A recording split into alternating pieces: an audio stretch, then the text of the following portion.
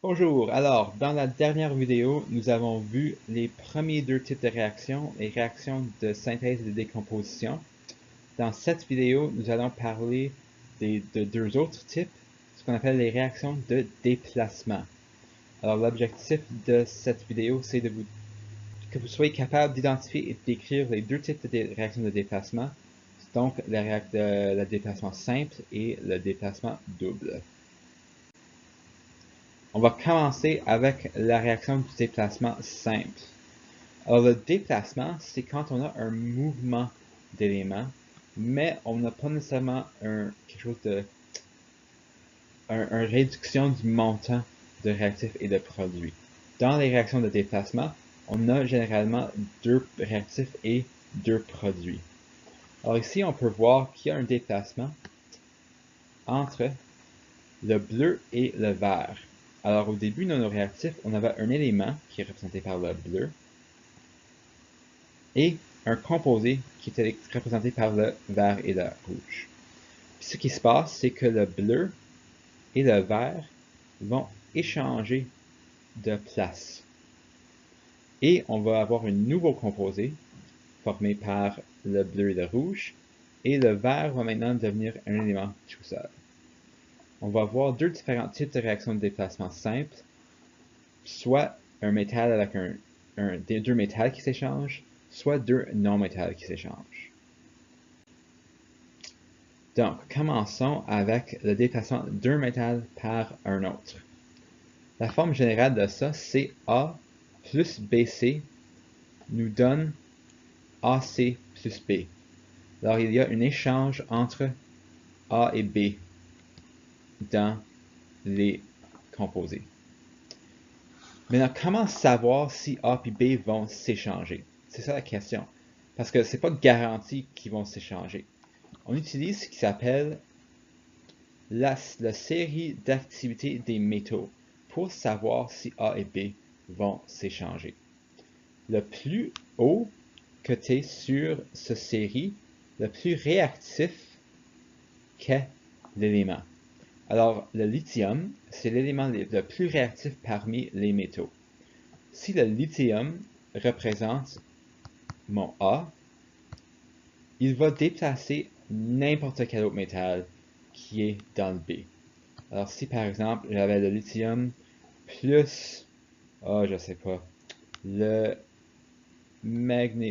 de magnésium, ben le lithium va déplacer le magnésium parce que le lithium est plus élevé que le magnésium sur mon série d'activité des métaux. Donc, comme produit, j'aurai l'oxyde de lithium plus le magnésium. Et là, il faut que j'utilise ma connaissance des ions pour savoir que ce sera Li2O et non juste LiO. Parce que Li, comme ion, a une charge de plus 1 et l'oxygène a une charge de 2 moins. Alors ça devient Li2O. Prenons un autre exemple. Disons que j'ai le cuivre et, disons, on va prendre le lithium, l'oxyde de lithium. Est-ce que j'aurai une réaction? Dans ce cas-ci, non. Parce que le cuivre est sous le lithium sur la liste. Quand la partie A est sous ce qui représente la partie B, il n'y aura pas de réaction. Parce que le cuivre n'est pas assez puissant pour déplacer le lithium. Il n'est pas assez réactif. Alors on peut voir que les choses qui sont en bas de la liste, comme l'or par exemple, ne va rien déplacer. Le lithium va tout déplacer, parce qu'il est en haut de la liste. C'est pour ça que l'argent, l'or et la platine, on ne les voit pas souvent en mélange avec des non-métals pour former des composés. L'or existe principalement comme produit pur et ça ne forme pas beaucoup de composés parce que presque n'importe quel autre métal va le déplacer si jamais il se rencontre. Alors l'or, principalement, existe tout seul, pas en composé. Là, je vais parler spécifiquement du déplacement de l'hydrogène. Parce que l'hydrogène dépendamment dans quel composé on retrouve l'hydrogène, ça va se comporter un petit peu différemment. L'hydrogène, comme vous pouvez voir, est vers le bas de la liste. C'est vraiment juste le cuivre, l'argent, la platine et l'or qui ne vont pas être capables de le déplacer en général. Puis tout ce qui est en haut de l'hydrogène est plus réactif et va être capable de le déplacer si ça le rencontre.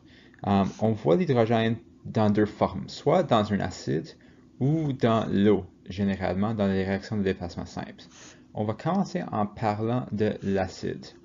Alors, disons par exemple que j'ai le magnésium. Et le magnésium va réagir avec l'hydrogène qui fait partie de l'acide chlorhydrique. Okay? C'est un acide assez puissant. Et si le métal A, comme le magnésium, se retrouve plus élevé que l'hydrogène sur la liste, et que l'hydrogène est dans un acide, l'hydrogène va être déplacé. Tout ce qui est par-dessus l'hydrogène sur la liste, sur la série d'activités, va être capable de déplacer l'hydrogène dans un acide. Et le produit qui va se former, alors on va avoir l'échange du magnésium et de l'hydrogène pour former le chlorure de magnésium et l'hydrogène. Alors, deux petits rappels en faisant nos produits. L'hydrogène fait partie de la série Hofbrinkel. Donc, nous devons mettre hydrogène en paire de 2. L'autre chose, c'est que le chlorure de magnésium va être MgCl2 parce que le chlore a une charge de 1-, le magnésium a une charge de 2+, donc on a besoin de 2 chlores pour un magnésium.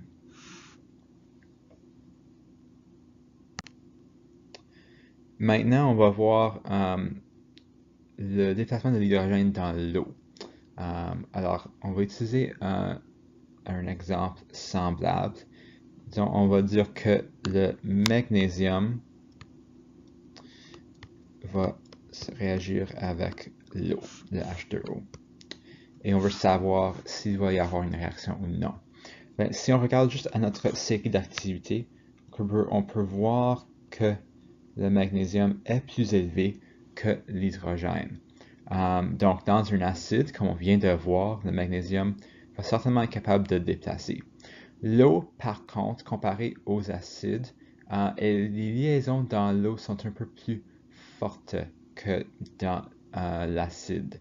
Et ça, c'est plus difficile à séparer l'hydrogène d'une molécule d'eau que d'une molécule d'acide. Les métaux ont besoin d'être beaucoup plus réactifs. Et en fait, on pourrait dessiner une ligne imaginaire ici entre le magnésium et le sodium.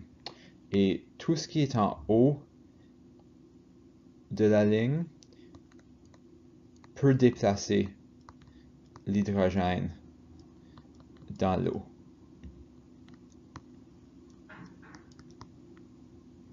Tout ce qui est en bas de la ligne ne peut pas le faire. Tous les composés peuvent déplacer l'hydrogène de l'acide, mais c'est seulement le sodium, le calcium, le potassium et le lithium qui vont être capables de déplacer l'hydrogène dans l'eau. Donc ici, on n'aura pas de réaction entre le magnésium et l'eau. Par contre, si je disais qu'on avait le sodium plus l'eau, là, nous aurons notre réaction. Le sodium et l'hydrogène vont s'échanger. On va avoir